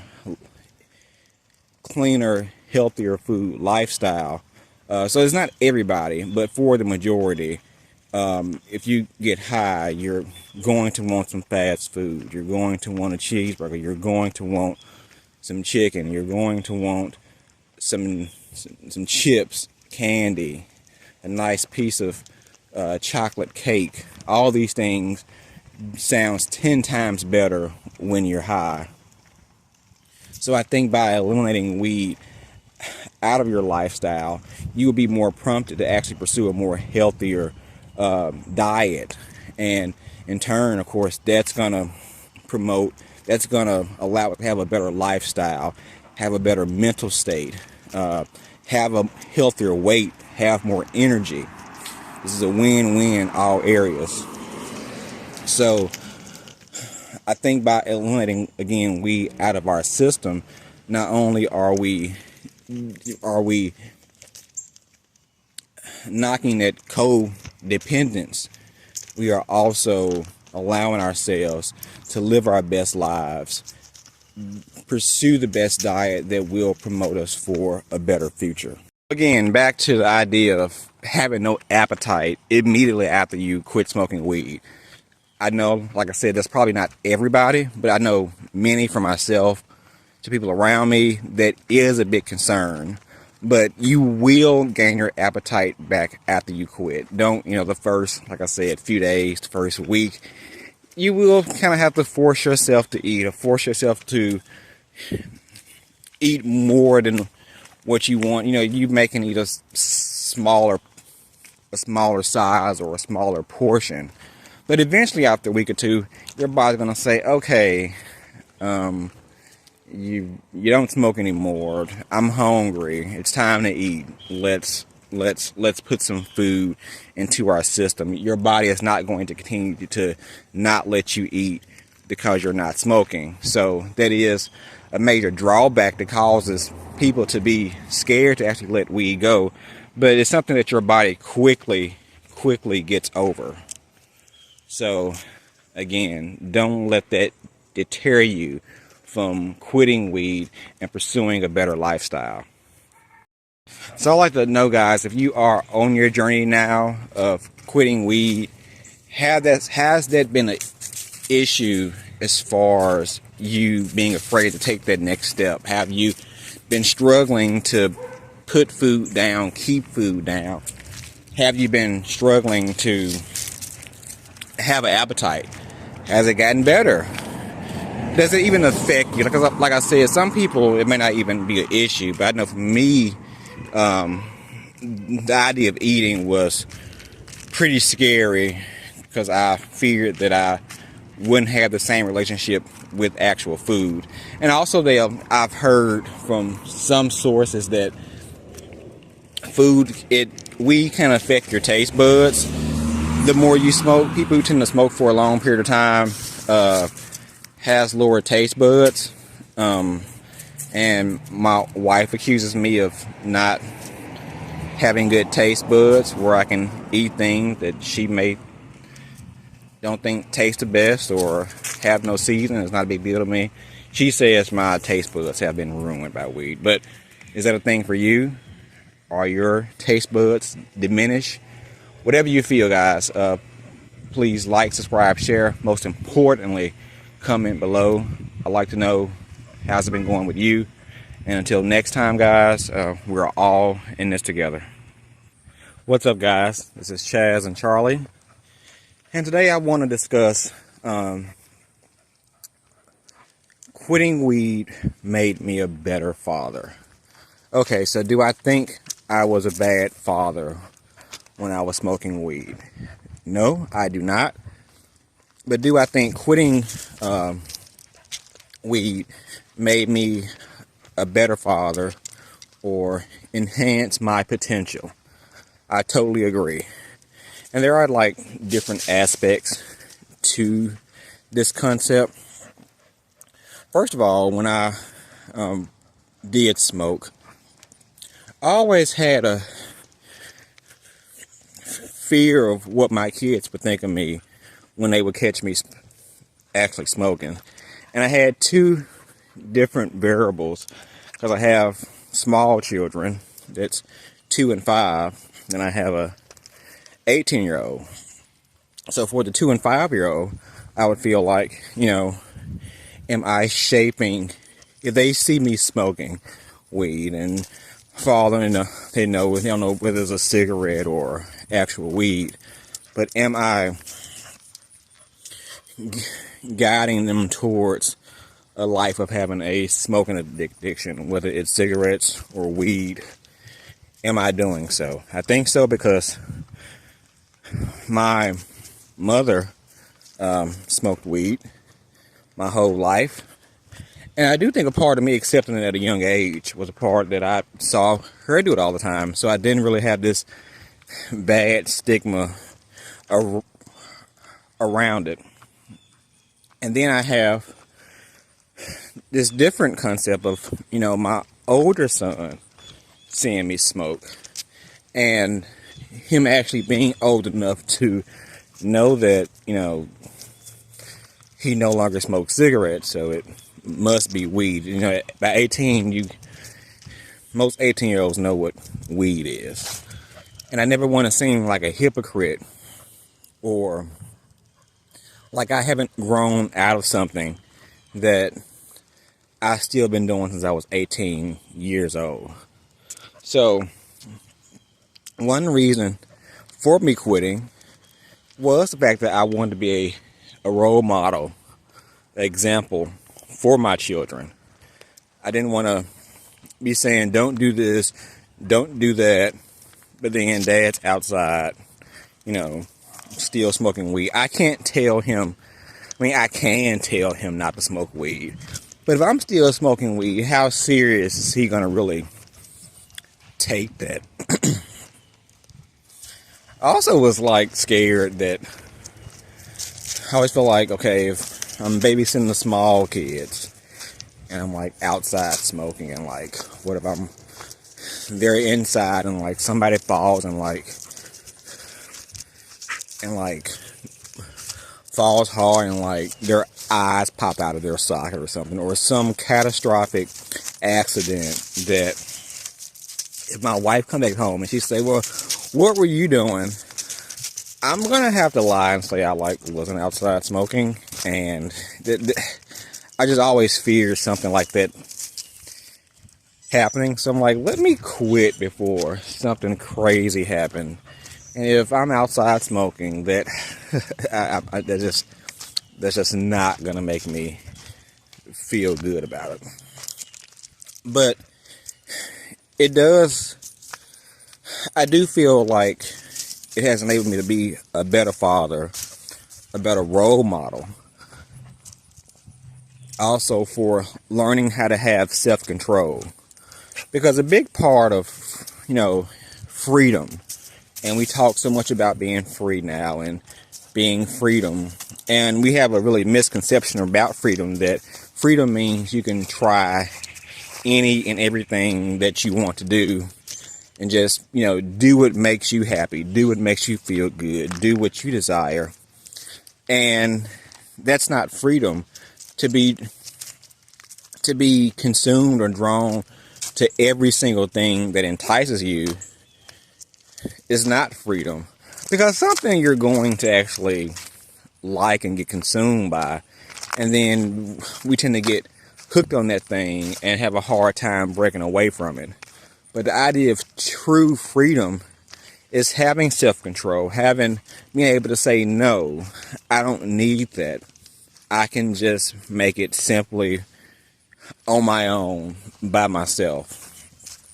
So, as a parent of 3 children, I would like to be an adult that's able to actually practice self-control. Because I look at my smaller kids, of course, they have a hard time grasping self-control. They are learning how to deal with their emotions. Of course, they have temper tantrums. They don't understand no. They just want to do what feels good. Want to eat what tastes good. They have no self-control. So how do I look as a father? And I also don't have any self-control. That's not a good look. And also, by quitting weed, it allowed me to be in the best health that I can be. Since I have stopped smoking, I exercise more, I run regularly, I eat better, and in turn, that's gonna allow me a longer life, a longer, healthier life, to where I can be the best father I can be. Because I think it's selfish as a parent when you don't take care of your health.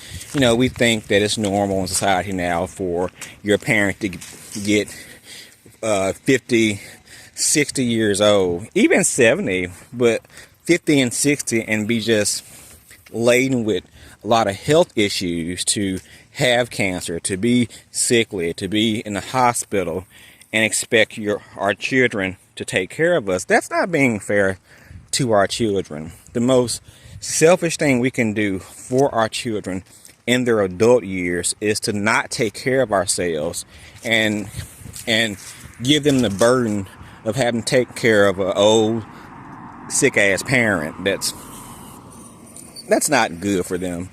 And many people, I know my mom, for example, doesn't understand that concept. We're so programmed to think it's normal to be sick at 50. normal to go in and out the hospital at 60. No, I want to be a healthy 65-year-old that if they say, Dad, you want to go on a hike, I'm fully capable. I don't want my son, my daughter to have to worry about coming to the hospital or worrying about me taking my medication or just being burdened with, is Dad going to live or not? Like, how about I take care of myself, get my health together so they don't have to worry about that. So me actually quitting weed and learning self-control, and it's not just simply, this channel is about quitting weed specifically, but I think you can apply this concept to all areas in your life. Again, it's a full circle thing. You're caring about your health, caring about your finances, caring about your mental state. All these things will benefit you, will benefit your spouse, and especially benefit your children. Once you do choose to have kids, your ultimate goal should be is to raise proper, decent children that has the most potential to be the best person that they can be. And if I'm somewhere still smoking weed, still drinking heavenly, and just eating whatever I want and in bad health, that's not good for them. I'm not giving them the most potential. I'm not giving them what they need in order to be a productive citizen in society. Do you think it's time for you to quit cannabis? Well, I encourage you to make that transition to a new life, free from the chains of weed addiction. It's up to you to make that change, but sometimes we may need a little guided help. So I created a 30-day guided journal to quit cannabis. This journal helps you go through a 30-day process to create a new life. I am a strong believer of people helping themselves, but without being told what to do like a child. But we do need to be steered in the right direction sometimes. Each day focuses on a thought or idea for that day and prompts you to write down your own thoughts and your own reasons. This will help you understand yourself and your addiction. By the end of the 30 days, you will see a clear path on how to create a new life of marijuana sobriety. If you need the motivation to take control like I did, please visit Amazon to purchase the 30-day guided journal to quit cannabis. Your future self will thank you. And then I want to speak to men specifically. We're into a time now where the man is not being uplifted. The strong father figure is not being uplifted.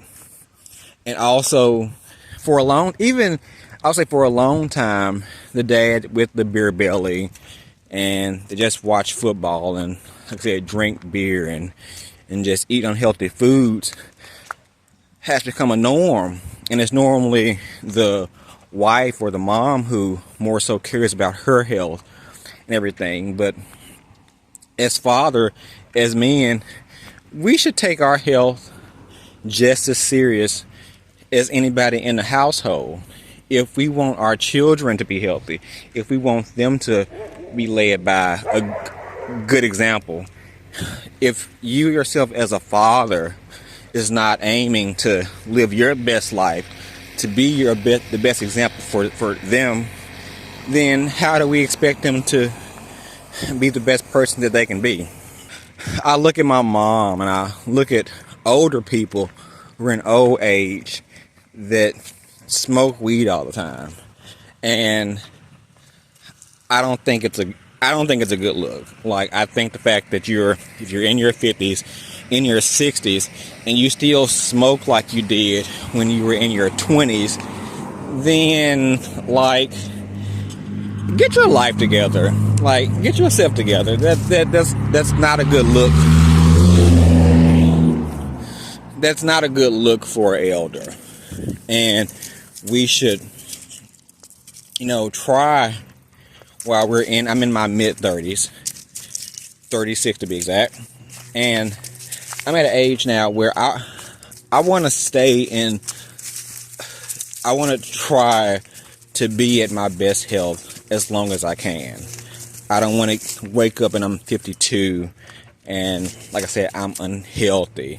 I still smoke weed all day. My cardio sucks. Who wants to do that for their children? So I encourage you, man, take control of your life. Put the blunt down. Or just, try to cut back. Like I said, I'm not even going to say, if you don't fully want to quit weed, at least try to cut back. Let's not smoke all day, every day. Myself personally,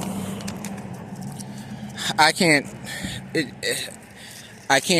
smoke once a month or once a week or whatnot. It's going to lead back to me smoking every day. So know your limits, know what you can handle. But at the very minimum, try to cut back to where your life is not consumed with smoking weed all day, so you can be the best father that you can be. But I would like to hear you guys' thoughts. If you guys are fathers, or you are soon to be fathers, or you want to be fathers, women, if you have your husbands that are going through this struggle or this journey, let me know if it's changed since you have quit smoking. Let me know if you have became a better person, a better father, just all around. Until next time, guys, like, subscribe, share. Most importantly, like I said, comment below. Let me know what you feel about the issue. And remember, guys, we are all in this together. What's up, guys? This is Chaz and Charlie. And today I want to discuss, recently I've heard some people say, why should I quit weed? I mean, it's not going to affect how successful I am. There are many celebrities that endorse weed, that smoke weed, and it became the best version of themselves. So, if you see celebrities on TV and they, claim they smoke all day, or you have your Snoop Dogg's, your Seth Rogen's, your Joe Rogan's, your Cheech and Chong's, your Woody Harrelson's, I've heard Bill Gates, it's countless a name. First of all, they're celebrities. They're fictional characters on TV. Even people that are not even like movie actors or whatnot, they're celebrities. Never base your life or base what you're going to do off of a celebrity. First of all, I would also say they probably drink blood and worship their babies in Bohemian Grove, but that's besides the point. But okay, so what if you're trying to quit, or you're struggling with the concept of you smoking weed, and is it holding me back? And you say, well, I've watched Joe Rogan, and he smokes every day, and look, I mean, he's Joe Rogan. He has one of the most successful podcasts ever. Again, I'm gonna say, one, they're celebrities, and they're almost don't believe what we see on TV. And second of all, most of us won't actually, who can say, okay, they are normal people that got famous or were very good. Most of us won't be Joe Rogan. Most of us won't be Snoop Dogg. Most of us are going to be regular people with regular families, with regular jobs, living regular life. So, can I live the same life as Snoop Dogg? Most likely, no. We also don't know, what to believe, again, what we see on TV. I will say, I remember Joe Rogan, of course, he's an advocate for weed. But Joe also said he didn't start smoking until he was in his mid to late 20s, which I think also makes a difference. I myself started smoking when I was 16. So my brain was still developing when I started smoking weed.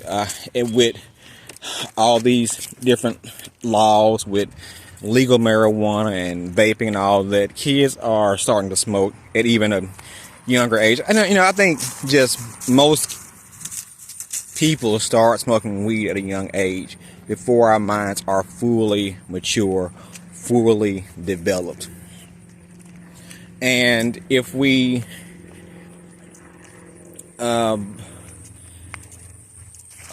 are basing our lives off of someone we see on TV, like Joe Rogan, I would say for him specifically, he was well into his career before he started to smoke weed, so that also makes a difference. Someone like Snoop Dogg, okay, first of all, he's a rapper, so if you're a rapper, that kind of just comes with the territory, that comes with the profile of being a actual rapper. And even just with celebrities in general, if I was a celebrity, I probably would smoke weed and do all kinds of pills and drink and everything else, because they live, you don't know what they do to actually get famous. So I may actually need a little sedative to, deal with the fact that I drink blood and kill babies. And in life, we really can only base true life on what we see in front of us, the relationships that we personally see from day to day, and our experience, what we see. And again, most of us won't be celebrities. Most of us won't live a fancy Hollywood life to where we're in these mansions and we're going to parties and it's just a drug-filled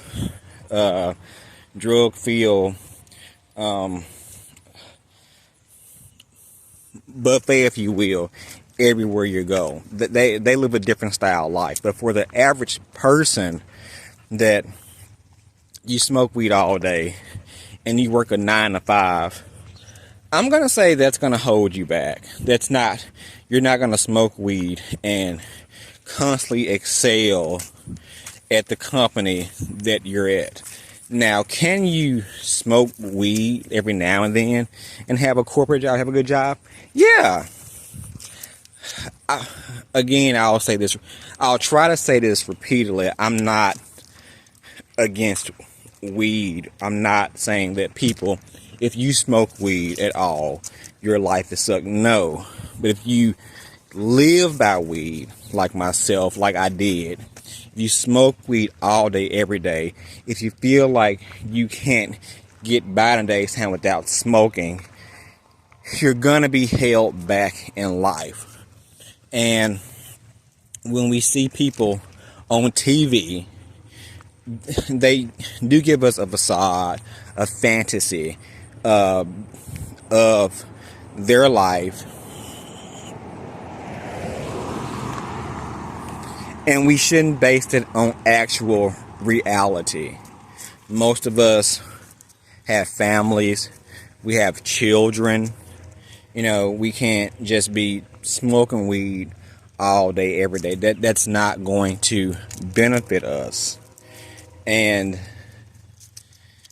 if you're just anybody that tries to fight the idea of being a weed head on celebrities, I'm going to need you to grow up, reevaluate your mental state, reevaluate what you value in life, reevaluate how you view the outside world, how you take in what's being seen on television or on your phone or on social media, and just know that it's all fake. It's all a lie.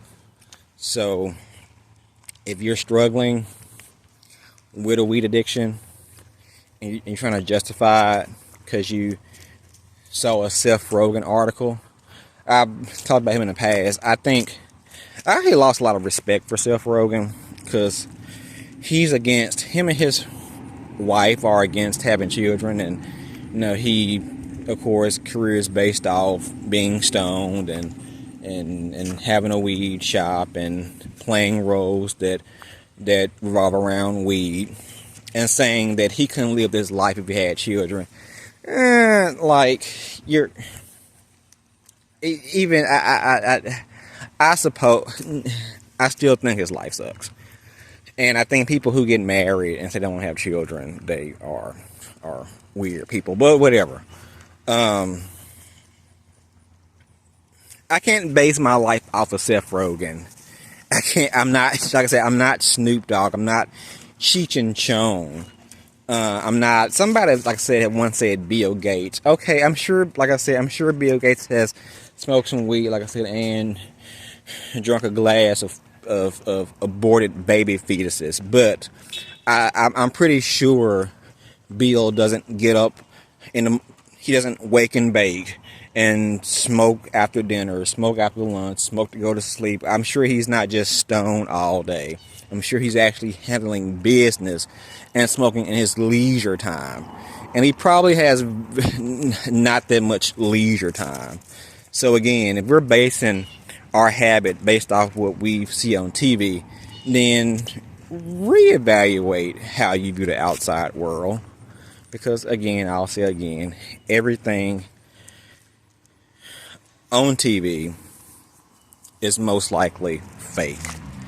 So, what do you feel, guys? Do you think that, do you think you can be the next whoever, the next athlete, the next Michael Jordan, the next Bill Gates, the next Oprah Winfrey? Do you think you can achieve these things if you smoke weed all day, every day? I think not, but I will be curious to hear what you think. If you agree, if you disagree, comment below. Until next time, like, subscribe, share, and remember, guys, we are all in this together.